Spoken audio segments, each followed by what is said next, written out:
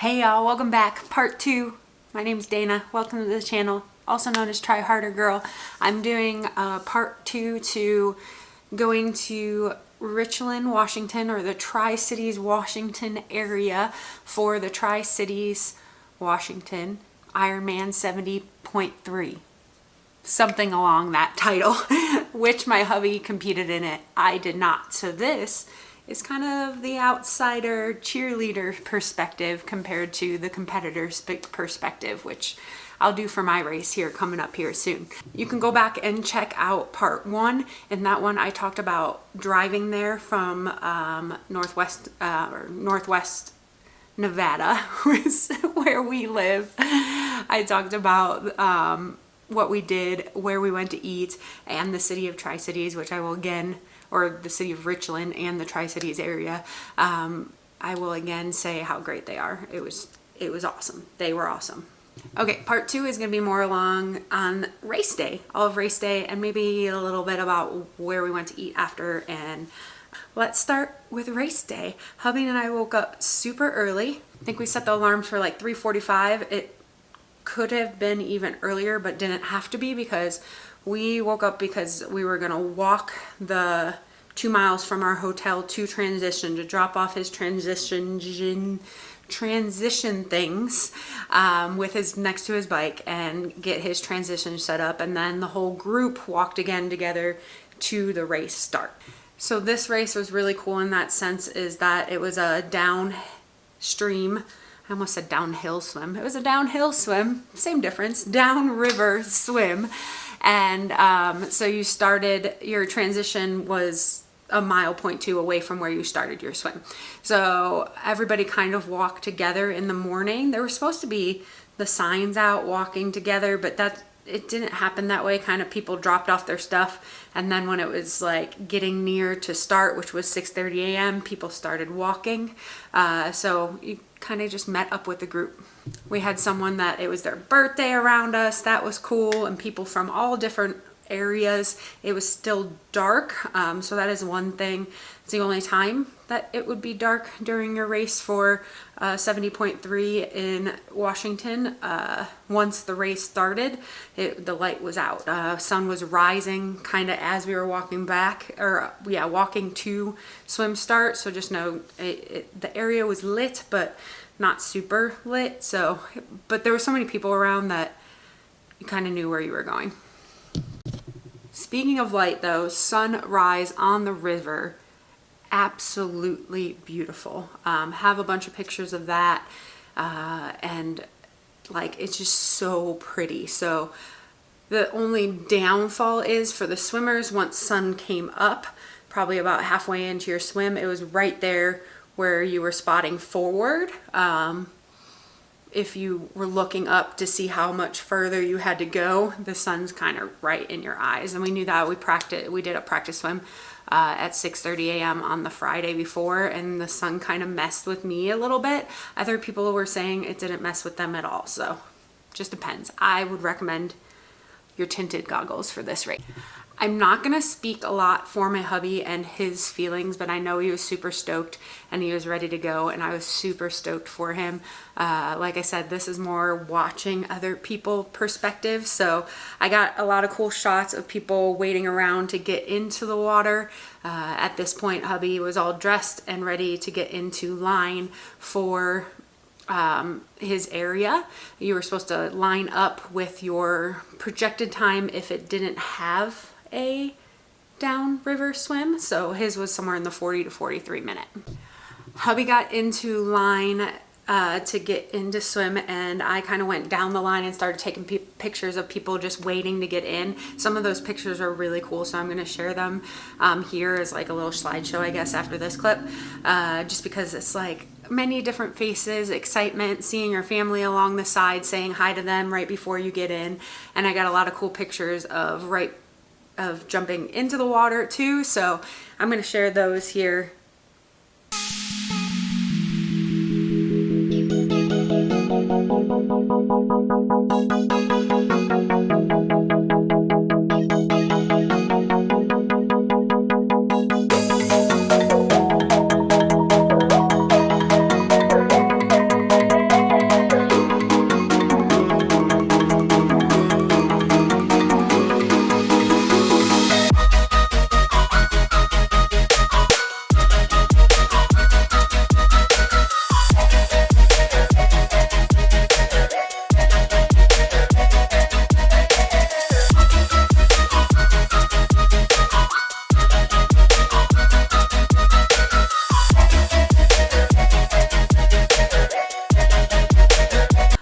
like I said, swim was downriver, and we were there when everybody jumped in and hubby jumped in, and there is a shuttle that you could jump on and take advantage of that was, you know, kind of midtown, closer to our hotel, but the river was going so fast, we decided to just walk it and meet him at transition before he went out on the bike.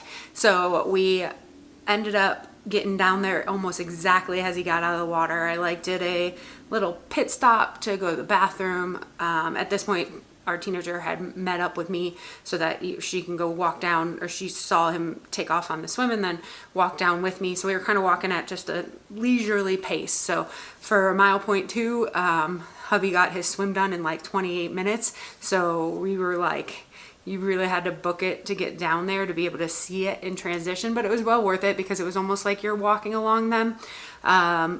You can't see them well enough. I have a couple pictures. You can't see them well enough to depict who your athlete is in the water, but they're out there, so it's kind of cool.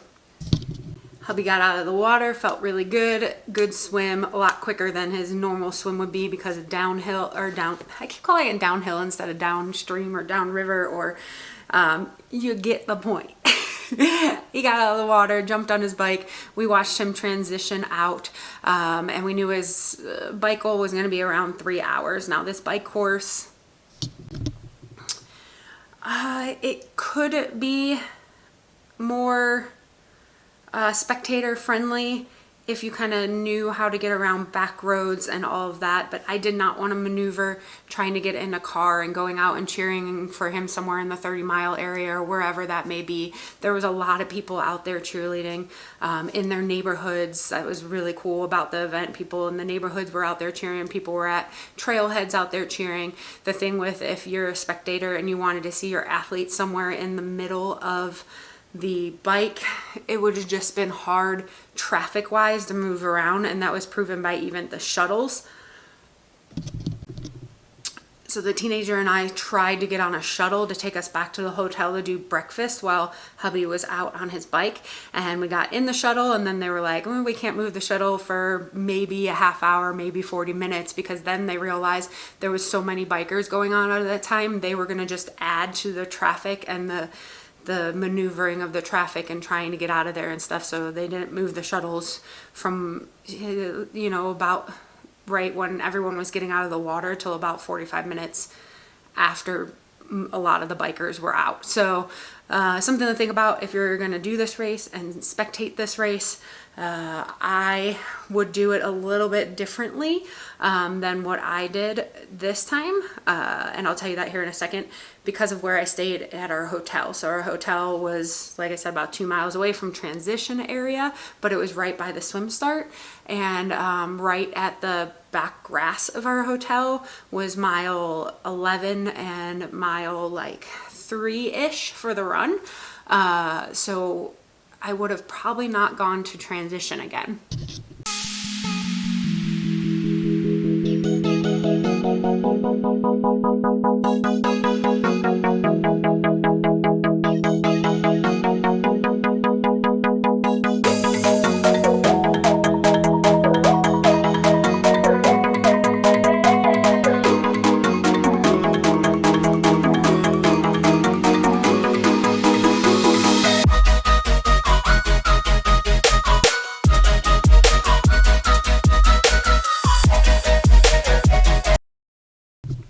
But that is what we ended up doing. We picked up the shuttle. It was, mind you guys, I ended up walking, I think my watch said like 37,000 steps that day. So somewhere in the 12 to 14 mile area, back and forth between transition and our hotel and running around and all of that. And even the shuttle was about a quarter mile from our hotel. But it was closer than walking the 2 miles down to transition. So we went to pick up the shuttle to go see him come back for the bike. Got to see a lot of athletes come back for the bike and cheer him out onto the run. Now, transition is a little less of an intimate area as a spectator than if you're out on the course somewhere. So that's why I said I would do it differently if I was a spectator, because if I was a spectator again is what I was getting to. But if I were to do it again, I would do it differently because my hotel was up there and they biked right past our hotel too, which was probably mile 52-ish. They were like very close to being done. It might have been mile 54.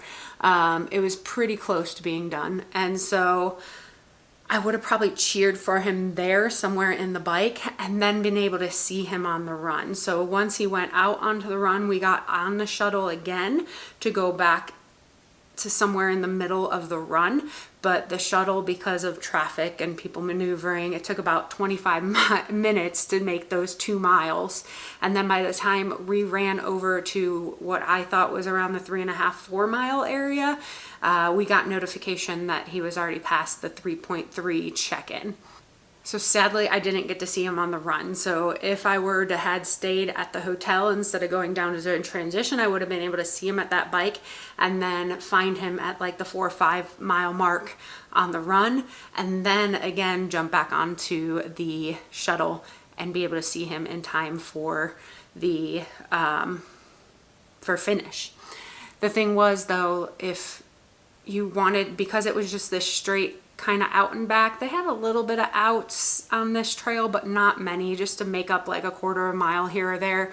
But if you wanted to keep up with your athlete, you literally, like from transition to through the run, you literally had to run with your athlete. So something in the future, like if I were to go spectate this race again, or just looking back, I would definitely think about getting something with wheels. I had my bike with me, but I didn't want to get on my tri-bike to like maneuver around. But if you had a motorized bike, an electric bike, a scooter, a one wheel, even the teenager was like, I'd bring my skateboard next time, because it would just be easier and faster to kind of get around and see your athlete. Because you can technically be on the trail that they're running on the whole time, even though like you don't want to be on their butt during the bike during that. And we kind of avoided the trail as much as we could because that's the athletes area, unless we were to the side and cheering. So I was super, super sad that we didn't get to see him on the run, because there's something about like seeing your support somewhere on the run and getting that little extra boost. And he probably needed that toward the end because it got really hot and he slowed down a little bit, but I for sure did not want to miss him at the finish line. So once I realized he had passed me and there was no way that we could catch up, I stood there, I took some really cool pictures of people going by with the river behind. I'll put a couple of those here, and then we jumped on the shuttle to get back to finish line because I didn't want to miss finish line. And when we got on that bus, it was reiterated because there was people, literally we weren't moving for some reason. They were just waiting to fill up the bus or get permission to move or whatever it was. But the people were like, yeah, it says they're finishing in 5 minutes. So they were about to miss their athlete, the other people on the bus, they were about to miss their athlete come over the finish line. And we were like 40 minutes ahead of my hubby getting back, so that was important for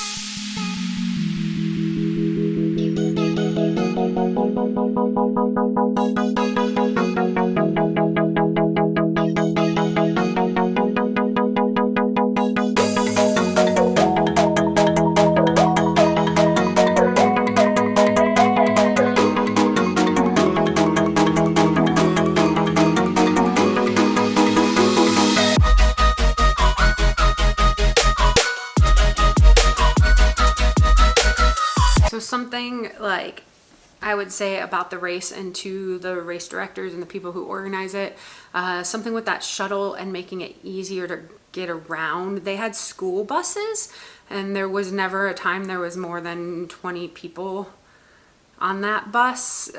And toward the end of the day, yes, because athletes were getting on, and in the morning because athletes were getting on and off, but there was never a time where there was a whole lot of people on the bus. So there might be able to be a smaller shuttle option to be able to get around easier, because buses, it's not easy to get around, and maybe different stops.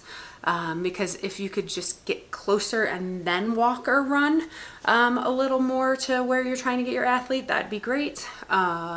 maybe not pulling all the way into the transition area. There was hotels and restaurants in that area, so if they did not bring the buses all the way down to where people were running and biking, it might have made it easier. So the shuttle situation was nice. It's always nice to have a shuttle because they don't have to offer that, and especially don't have to offer it for people watching the race. So I love that that was there, but hopefully like different options for pickup and drop off that you could be able to see your athletes at. I know that takes a lot, but it'd be really cool if they dropped off a little further up the run so you can kind of cheer them on, and pick up a little further up the run so you could have cheered them on. In that situation, like I said, where we stayed at the hotel, I would have not gone to transition. It's so much more intimate to see your athlete just there on the course compared to transition, where all the athletes are coming in and out and they're in their brain about getting their helmet on or taking their helmet off, getting the right shirt on and getting their stuff before they leave out of transition and get going on their next thing. So I think I would, other than like the swim to bike transition's okay, but other than that, I would not sit and watch at transition. I would try to find them somewhere on the course and then try to find them again, or for sure find them at the finish line. And that's what's up next. Finish line on this one is pretty cool. You get an athlete notification when they hit like 12.2 or 12.3. There's a marker there. And you get that. If you don't know what the Ironman app is, get the Ironman app, especially if you're watching or competing in a race. You're able to track your athlete. It's pretty accurate. It's only when they go over those things, over whatever the little markers are at certain miles. And I think during the run, they have like 8 of them. During the bike, they had, I don't know, like 10, something like that. So like you're always getting, and then they estimate when they're going to be at the next spot. So it's kind of cool just to follow, and it's really helpful if you're at the race spectating. So it marks them at that 12.2 if you're there at the finish line. This race is really cool because there's this bend of hotels and restaurants along the river, and then there's the path right in front of all the hotels, restaurants, and houses and condos, whatever those are there. And then there's like a boat dock and stuff there. Anyways, there's that bend. So when they're about a half mile away, you can see them coming through this bend. So if they're wearing brightly colored clothes, you know what they're wearing, you know their run gait. From a quarter mile away or so, you can see them. So it's cool, you know they're coming and everything like that. Hubby finished. I got to watch some other awesome athletes finish, so that's awesome. Then Hubby finished. I wish I set myself up where they were coming around this corner and it was like, boo, then you see them.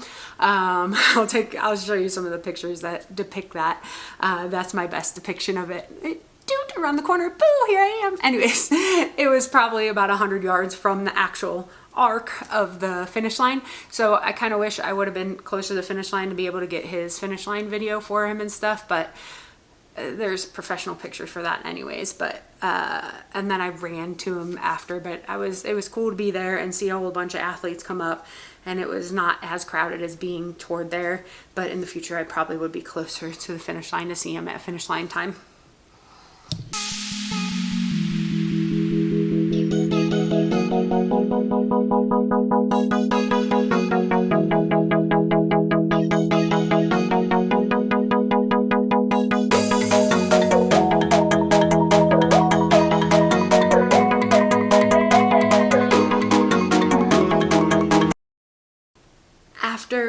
Directly after the race, Hubby was not feeling too great. He had some weird feelings in his body that he never experienced before.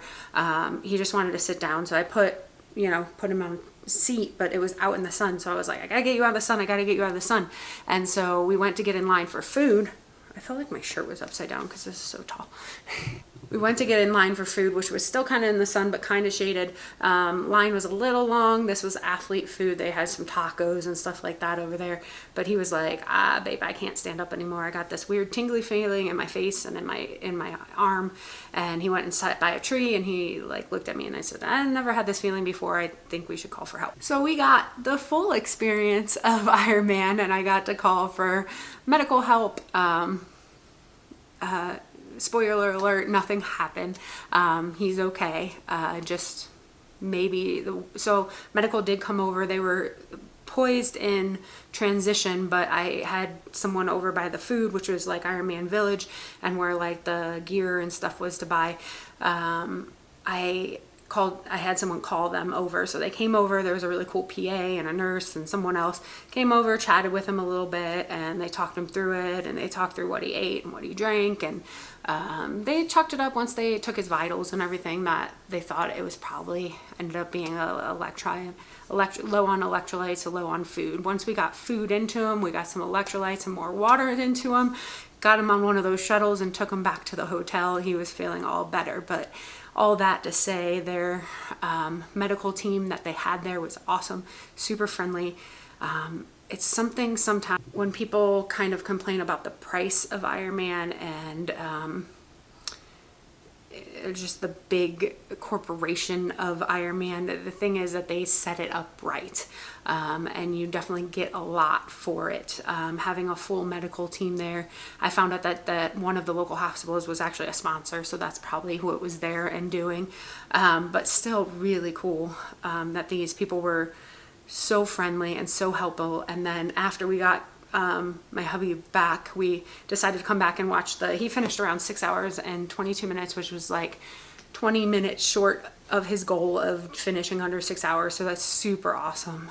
Once we got him back and showered, we came back and watched the 8.5 hour finishers, and he got to talk with the medical staff again and tell them that he was feeling good and everything like that. That is something I highly, highly recommend. Thank the people that helped you throughout the day, whether it be volunteers, even if it was one that didn't specifically help you and you see a volunteer, just thank them, because they might have not been able to be thanked by the people that they did help. And then if someone specifically helped you, thank them. In our case, the doctor, he went back up to him, so that was really cool. Also, something that I recommend is if you get done with an Ironman or a half Ironman and plenty of time to go shower, get a little bit relaxed, and there's still a half hour, whatever left. When it comes to Ironman, sometimes it's 6 more hours left in the race. Go back and cheer on the people that are finishing later in the day. It's such a cool experience to see, and I truly believe anybody that finishes a half Ironman or Ironman, no matter what time, they're amazing. You do amazing things. You've done amazing things. So we got to see the very last finisher come in, along with, the last 40 minutes worth of finishers. And Ironman makes a big to-do about the last finisher as much as they do the first. You don't get a special trophy or anything like the first finisher, but you get a line of volunteers come up to you and cheer you in, and hopefully people, spectators, and other athletes there also there cheering you on. So I got a video of the last racer from this race. So come on, get over that carpet, girl, go get it! Tri-Cities and visit Tri-Cities, Washington. Go get it, girl! Get the last one in here. Yes! From Yakima, Washington. Yes! Ladies and gentlemen, this is Brenda Cole. Brenda! Congratulations, Brenda. What a great day. Looking from the outside into this race as a non-racer, it got me excited. Like, I would want to do this race. It's a cool venue, an awesome, beautiful city, and it was fun to spectate. Sometimes when it's fun to spectate, it's going to be fun to actually compete in it. So it's on our list possibly for next year. I would highly recommend it, but we're thinking new one Boise also, because the timing of Boise, and also it's about 4 hours closer for us. This drive was a little long.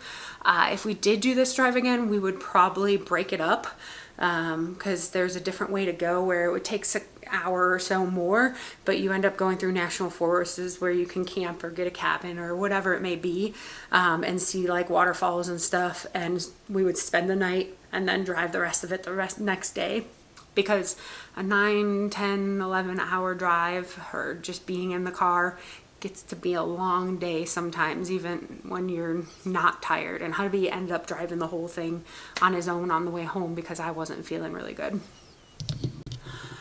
So yeah, I would definitely recommend the race. The night of, we ended up going to this La Bella Vita, something along those lines, kitchen. It was like a sports bar slash casual dining. I think I got a burger, and hubby got fish tacos, and we got this awesome plate of nachos. It was really good. So I would highly recommend them. They were like a little further away from the beaten path of the literal path that everybody was racing on, where like the main hub of things were. So it was kind of nice to not be as busy. On Sunday night it wasn't as busy there, and they took care of us quick. We got food quick. The nachos were so filling that we weren't able to eat our like actual meals, so it was all really good. I think I got clam chowder there or some kind of soup too. Hubby did, I remember, because he wasn't able to finish it. He was getting so full on nachos. So I'd highly recommend there.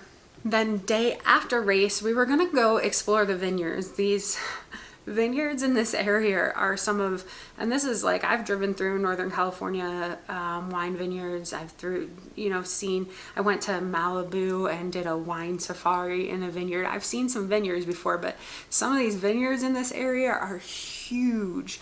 There was this one that was along the bike course, and it just went on forever. And I was like, it'd be really cool to go in and just see those, even though like hubby and I are like accidentally sober for anywhere between 4 and 6 months at a time. We're literally occasional drinkers now, where if there's a birthday or an anniversary, then we go out to dinner and have a nice drink and stuff like that. We don't drink very often, but we do enjoy some wine, and we do enjoy some good alcoholic beverages, but it's not our thing to just go and have a couple drinks. So that's here nor there. That's not why we decided not to go to the vineyards. The vineyards, you had to like call in advance, get tours and all of this, and I didn't plan that. Plus it was a Monday, and it wasn't as popular to go to these vineyards on Mondays. So like we were just milling around town, and we went to what was called Uptown Shopping Center in Richland. It was about a quarter of a mile from our hotel. Our main purpose was there was a bike store there. Everybody was supporting, so we wanted to go thank them. Went and thanked them. We also went to like these two nichey little shops there. Got some cool things there. One of the boutiques I have video and picture from, it's called Luna Fish Boutique. I would highly recommend going and visit. Their idea is to make sure to find a whole lot of things local. I took a picture of their little sign there, and they literally talk about their want things that are eco-friendly, fair trade, handmade, so local, all of that in there. So I was really excited to support them. We got cute little bracelets. I got some chapstick, we got some chocolate, and we got these really good smelling candles. So yeah, picked up that while there. Other place that someone recommended in Richland to make sure to go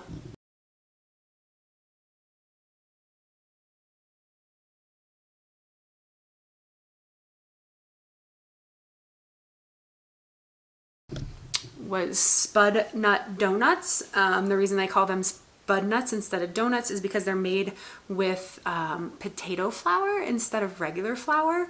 So they aren't gluten-free though, I found out, because they still do like a 20-80 mix, so it's still 20% like regular flour.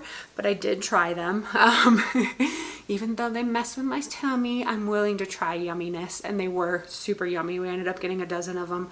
I had like a cinnamon bun, I had a coconut one, and then a couple cake donuts with like just vanilla and stuff on them. They were super yummy also, so I would recommend checking out Spud Nuts while there if you are a donut fan. We didn't get to see enough stuff, I think, in Richland. I think even though we had planned like vacation time, we were excited about the race leading up, and then we only had that one day after, and that day you're kind of tired and just want to mill around and not really drive around and do a whole bunch of things. So we did find a coffee joint called Wake Up Call. It seemed to be a chain, because there was some on like every corner or so. But we liked the coffee there, and they had these really good energy drinks that we enjoyed too that they made. What else? Oh yeah, and then on Monday night, like I said, we were gonna go to some wineries, but we ended up not doing that because I couldn't get the tours. But we were at the bike shop, and the guy had recommended a brewery that gets a food truck and has a beautiful view of the Tri-Cities, like straight up all 3 cities you can see from this hill. So we left out, we went up there. It was crazy beautiful up there. They were right.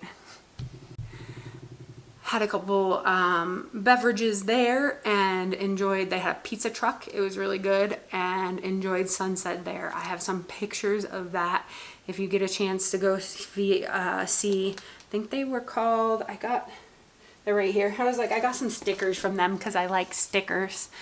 The name, I don't know if you can see that one because it's shiny. Wheathead Brewing Company. So I don't know if I don't think they're in the city of Richland. They're in the P city that's nearby, Paco, I don't know how to pronounce it, but they're in the Tri-Cities area. Check out Wheathead Brewing. They were super friendly. The bartenders were awesome. And that view, just sitting outside and watching the sunset and then see all the lights come up, and then sun had gone down, and we realized like the airport was over. We were looking over at the airport, and we watched a plane literally the whole time it was landing. It was really cool. So I highly recommend going there, checking them out. Cool place to go. And then we drove home.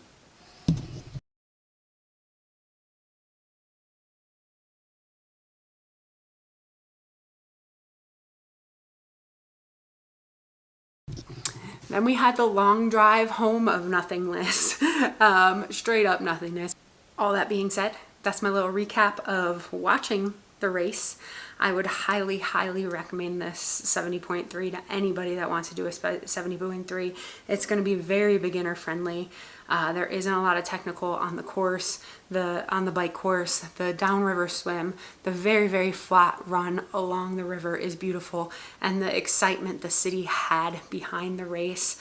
Hopefully they keep that when the race comes back. Was just absolutely amazing. That's kind of just my perspective from the outside. I have a bunch of pictures that I will sprinkle throughout here. We had an amazing time going up to Richland, made it like a little vacation. We have Ironman California coming up. I am going to do a little year out from race from a first timer recap on that here soon, just because a lot of people have it on their mind and are coming up to it. So that will be my next thing.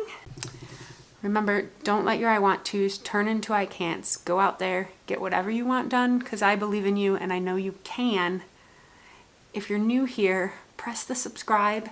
If you're here and you watch this whole thing, or maybe fast forwarded this part and you're now hearing it, can you comment somewhere, like, and subscribe if you haven't. I love you guys, and I will check in with you soon.